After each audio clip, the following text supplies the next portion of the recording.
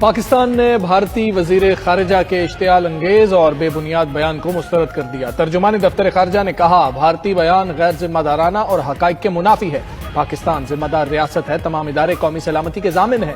کوئی پروپیگنڈا پاکستان کی دفاعی صلاحیت کو کمزور نہیں کر سکتا۔ مئی 2025 کے تنازع میں پاکستانی افواج نے پیشہ ورانہ صلاحیت اور عزم ثابت کیا۔ بھارت کی قیادت پاکستان کے اداروں کو بدنام کرنے کی مہم چلا رہی ہے۔ بھارتی قیادت کا اشتعال انگیز رویہ امن و استحکام سے دوری ظاہر کرتا ہے۔ بھارت کو پاکستان پر الزام تراشی کے بجائے ہندوتوا انتہا پسندی کی تحقیقات کرنی چاہیے۔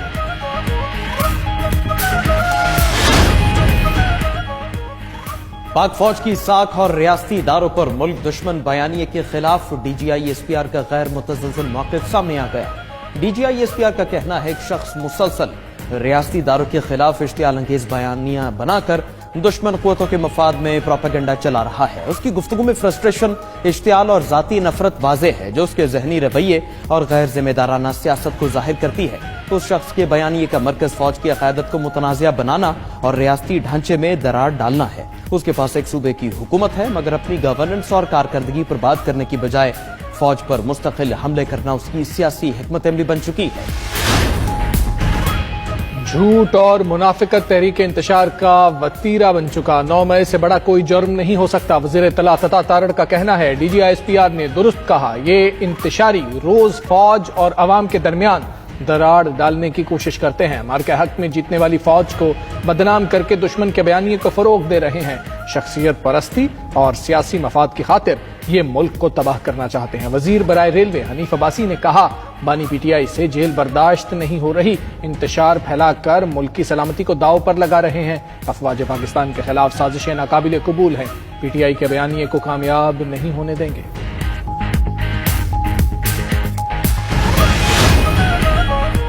مسلح فوج کے خلاف پروپیگنڈا کسی صورت قبول نہیں۔ ریاست کو کمزور کرنے والا بیانیہ ترک کرنا پڑے گا۔ ہمیں اپنی سیکیورٹی فورسز کے ساتھ کھڑا ہونا ہے۔ ریاست ہوگی تو سیاست ہوگی۔ وزیر اعلیٰ بلوچستان سرفراز بگٹی کی نیوز کانفرنس بولے، ایک جماعت شہرت کا بیانیہ لے کر چلتی ہے، الیکشن میں اس جماعت کا بیانیہ سب نے دیکھ لیا، عوام نے تصادم کی، سیاست مسترد کر دی۔ سرفراز بگٹی مزید بولے کہ بلوچوں کو لاحاصل جنگ کی طرف دھکیلا گیا، دہشت گرد قوم پر اپنا نظام مسلط نہیں کر سکتے۔ بلوچستان میں صرف انٹیلیجنس بیسڈ آپریشن ہو رہے ہیں، یہ جنگ صرف سیکیورٹی فورسز کی نہیں۔ پاکستان نازک دوراہے پر ہے، کسی سیاسی عدم استحکام کا متحمل نہیں ہو سکتا۔ ایم کیو ایم ملک کی حرمت، وقار اور عزت کے لیے کھڑی ہے۔ ایم کیو ایم کے کنوینر خالد مقبول صدیقی کا کہنا ہے، امید ہے حکومت پاکستان مخالف چلائی جانے والی غیر ملکی مہم کو احتیاط سے دیکھے گی۔ مصطفیٰ کمال بولے، پی ٹی آئی کے بانی اور اس کے لوگ دنیا بھر میں فوج کی کردار کشی کر رہے ہیں۔ فوج کسی ایک پارٹی کی نہیں، پورے ملک کی ہے۔ ہم سب کو فوج اور اس کے سربراہ پر فخر ہے۔ فاروق ستار نے کہا، ملک اور ملکی اداروں کے خلاف بیانیہ ذہنی مریض کا ہو سکتا ہے، باشعور شخص کا نہیں۔ پی ٹی آئی کے دوست اپنی پالیسیز پر نظر ثانی کریں۔ وزیر اعظم شہباز شریف کی جاتی عمرہ میں صدر مسلم لیگ نون نواز شریف سے اہم ملاقات۔ ملک کی موجودہ سیاسی و معاشی صورتحال پر تبادلہ خیال۔ شہباز شریف نے پارٹی سربراہ کو حکومتی کارکردگی سے بھی آگاہ کیا۔ ملاقات میں وزیر اعلیٰ پنجاب مریم نواز بھی شریک تھیں۔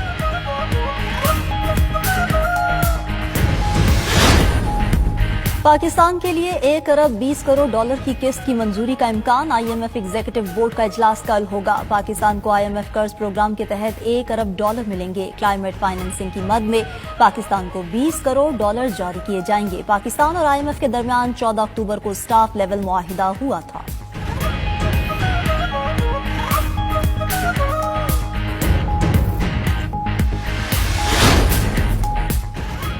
انڈونیشیا کے صدر کل 2 روزہ دورے پر پاکستان پہنچیں گے۔ ترجمان دفتر خارجہ کے مطابق دورے پاکستان اور انڈونیشیا کے سفارتی تعلقات کے 75 سالہ جشن کے موقع پر ہو رہا ہے۔ صدر مملکت آصف زرداری اور chief of defence forces field marshal Saeed Asim Munir بھی صدر سے ملاقات کریں گے۔ دورے میں تجارت، سرمایہ کاری، دفاع، صحت، آئی ٹی، موسمیات، تعلیم و ثقافت پر تعاون بڑھانے پر بات چیت ہوگی۔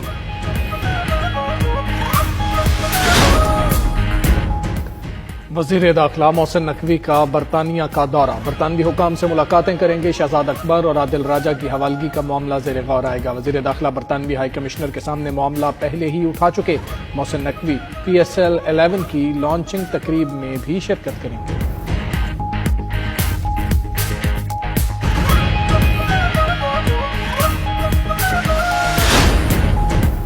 वजीर आला पंजाब मरीम नवाज का M2 Ravi toll plaza river training works का दौरा, प्रोजेक्ट पर पेशरफ्त का जायजा लिया। वजीर आला मरीम नवाज की रावी सिटी में तरक्याती काम तेज करने की हिदायत।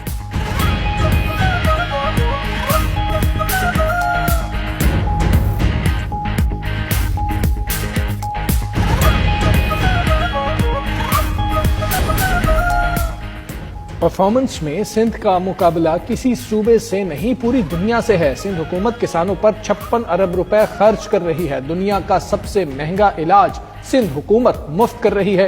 वज़ीर इत्तलात सिंध शर्जील मेमन ने खुली कचहरी से खिताब किया। एक माह में टंडोवाला यार्ड से हैदराबाद तक पीपल्स बस सर्विस शुरू करने का ऐलान। कहा, मुनशियात का खातिमा पूरे मुल्क के लिए चैलेंज बन चुका है। मुनशियात फरोश के लिए कोई छूट नहीं, इबरतनाक सजा दी जाएगी।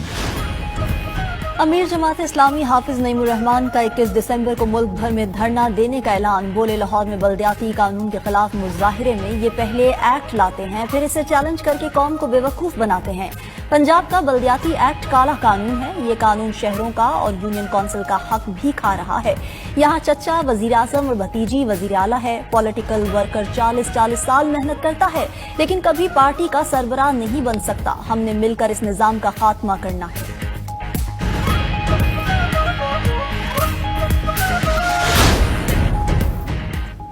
ट्रांसपोर्टर्स का आज रात से तमाम पब्लिक और गुड्स ट्रांसपोर्ट बंद करने का ऐलान। लाहौर में intercity, mini मजदा, goods staff career transport तंजीमों की प्रेस कॉन्फ्रेंस।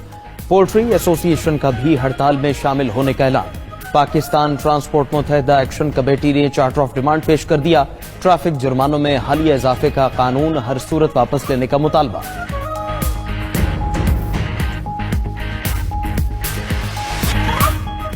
सिंधी सकाफत को उजागर करने का दिन। मोहब्बत, अमन, रवादारी, मेहमान नवाजी सिंधी कल्चर की पहचान।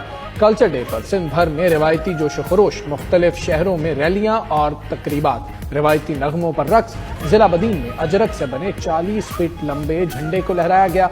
सदर ममलिकत Asif Zardari, chairman peoples party Bilawal Bhutto और वजीर आला सिंध मुराद अली शाह की कल्चर डे पर सिंध समेत पूरी कौम को मुबारकबाद। कहा, सिंधी सकाफत पाकिस्तान की मुतनव्वे सकाफती गुलदस्ते में खुश रंग फूल है। हमारी सरजमीन ने दुनिया को अमन, मोहब्बत और इल्म दिया।